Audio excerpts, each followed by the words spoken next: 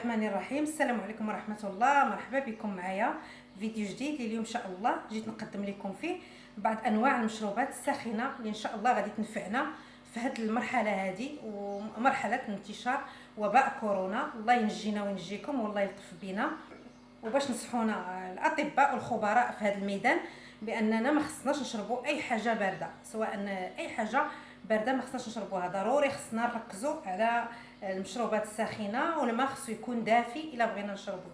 وباش نقضيو على هذا الوباء هذا ضروري خصنا نكثروا من فيتامين سي، العصائر اللي كتوفر فيها فيتامين سي خصوصا البرتقال والحامض، ونتناولوا المأكولات اللي فيها فيتامين سي، منها الفلفله حلوه خضراء.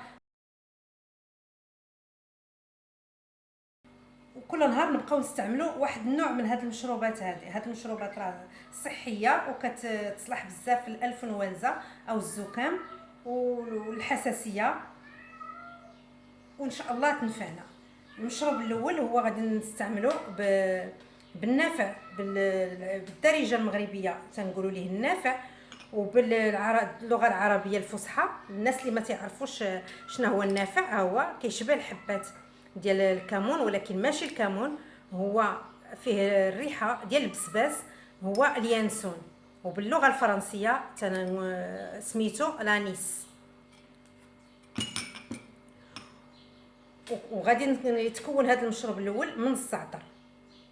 الزعتر راه كلشي تعرف ما معنى الزعتر.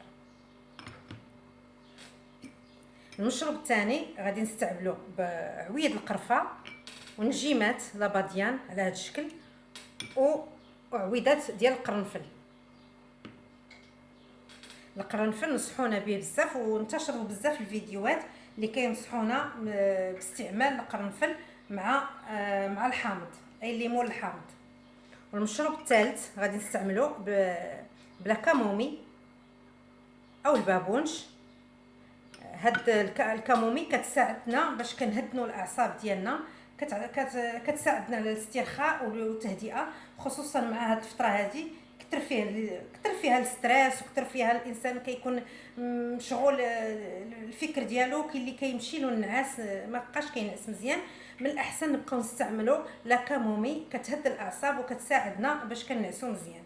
المشروب الرابع غادي نستعملوا بالكركدي. الكركدي هي هذه، الكل كيعرف ما معنى الكركدي، راه حتى الدول العربيه كنسمعوهم تيقولوا له الكركدي. والحامض عندنا هنايا الحامض او عصير الحامض. بالنسبه للناس اللي عندهم السكري، كيعانيوا من السكري، بلاش ما يستعملوا معاهم العسل. واللي كيبغي العسل يحليهم بالعسل، ممكن يستعملوا العسل الحر، واحد المعلقه في كل مشروب. بسم الله ندوزو للطريقه. بالنسبه للمشروب الاول عندنا هنا الكركدي، كنعبروا واحد المعلقه كبيره من الكركدي وكنوضعوها في واحد الاناء ولا كاس. هذه راه معبوره، عندي معلقه كبيره.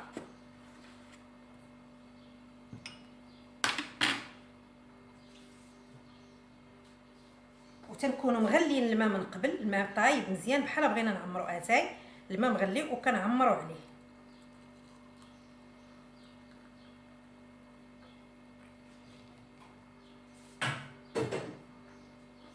كنخليوه هذا المشروب هذا يرتاح واحد 15 دقيقه حتى كيولي دافي، من بعد كنصفيوه وكنشربوه. ونعاود نقول لكم اللي ما عندوش السكري وبغى يستعمل العسل مرحبا، ناخذوا لا كامومي او البابونج، كناخذوا منه حتى واحد المعلقه كبيره.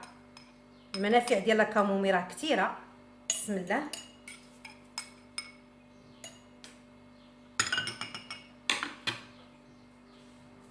حتى هو بنفس الطريقه تنخويو عليه الماء طايب.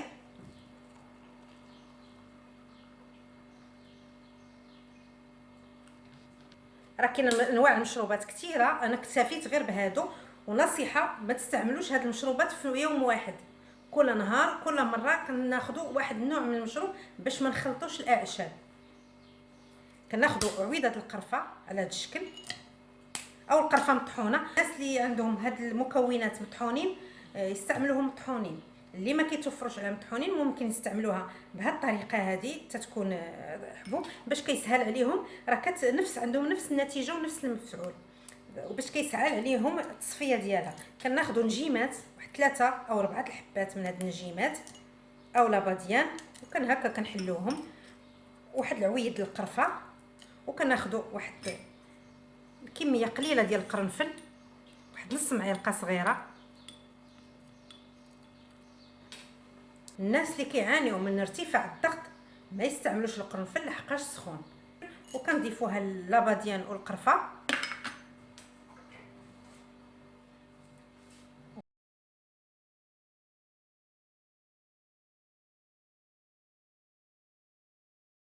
تناخذوا معلقه صغيره من النافع او اليانسون او لانيس بالفرنسيه، راه الحبات ديالو تيشبهوا الكمون.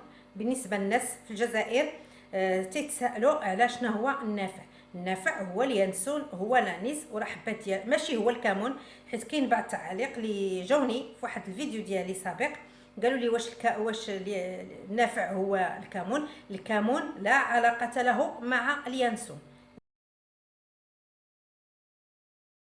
ومعلقه صغيره ديال الزعتر راه مغسول ومنشف في الدار في الهواء، الزعتر بلدي حتى هو كناخذوا واحد معلقه صغيره وكنخلطوهم بجوج.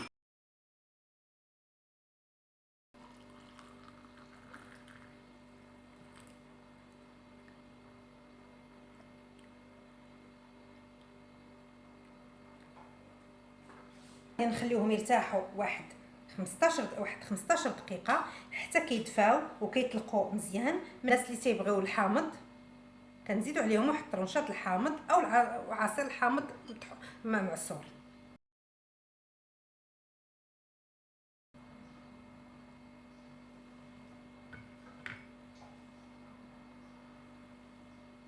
صافي اخوتي وخواتاتي، كيف ما كتلاحظوا هادو هما المشروبات اللي كنصحكم بهم، مزيانين بزاف في هذه المرحله ديال انتشار هذا الوباء كورونا. الله ينجينا وينجيكم، وما ننساوش نلتزموا بالتعليمات ونحترموا التعليمات ديال الحجر الصحي، ونسمعوا النصائح اللي كينصحونا بهم السلطات او الاطباء او اي واحد متختص في هذا المجال، لانهم راه ما بغاو لينا غير الخير.